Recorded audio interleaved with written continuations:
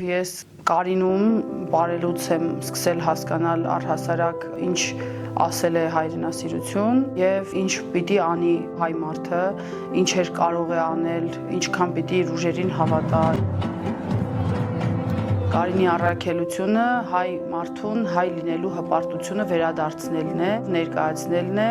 Հայաստանում եւ Հայաստանի սահմաններից դուրս։ Իրականում սովետական միության տարիներին եւ դրա փլուզումից հետո ցավոք սրտի հայկական մշակույթը բավականին տխուր վիճակում էր գտնվում եւ մարդիկ փաստում են, որ իրենց համար ամոթալի էր, որ հայկական մշակույթը այդպիսին է։ Իրենք հաճախ նայում են հայկական պարվեստին եւ ուղղակի չէին ուզում ասոցացվեին հայ ժողովրդի հետ։ Եվ բոլոր մտորումներն են, որ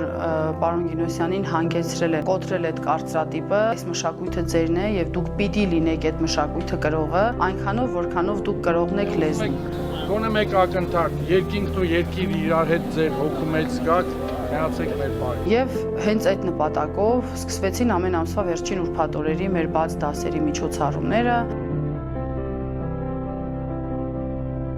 Փառահեղ մի նախագիծ է, նախաձեռնություն է, մեկնարկել ենք 2005 թվականի դեկտեմբերից, նշելու ենք միջոցառման 20-ամյակը ու հասել ենք այն կետին, որ նույնիսկ եթե Կարինը չլինի, այդ մարդիկ միևնույն է հավաքվելու են եւ ապրելու են։ Եվ այս երևի ամենամեծ ձեռքբերումն է, որ ունենք, այդտեղ բոլորը դառնում են ուղակի հայ, անծանոթ մարդիկ բռնում են իրար ձեռք-ձեռքի եւ մեկ միասնական վիճակի են գալիս։ Այսինքն մարդիկ, ովքեր հավաքվում են մեկ պարաշրջանի մեջ եւ ապրում են կոնկրետ մի պար, իրենք են այդ պահին այդ պարի շուրջ թևածող մթնոլորտը ստեղծում, որովհետև այդ պարը իրենցն է։ Բոլոր խոչընդոտները իրականում խոչընդոտ չեն թվում,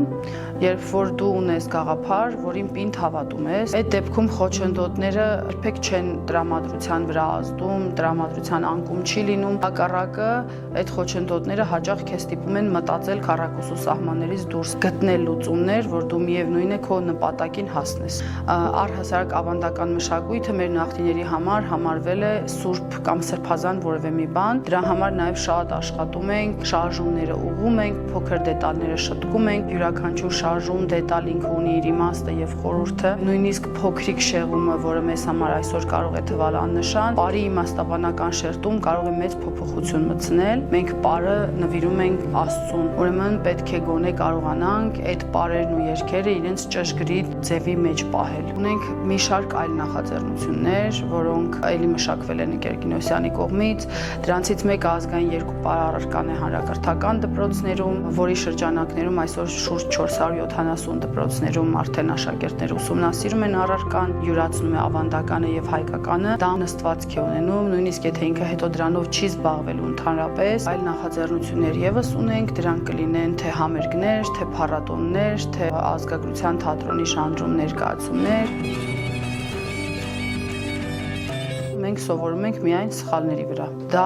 առաջ մղող հիմնական շարժիչն է։ Շարունակում ես աշխատել, այդ աշխատելու ընթացքում դու զարգանում ես, աճում ես եւ քեզ հետ նաեւ աճացնում ես քո մտածած նախաձեռնությունը։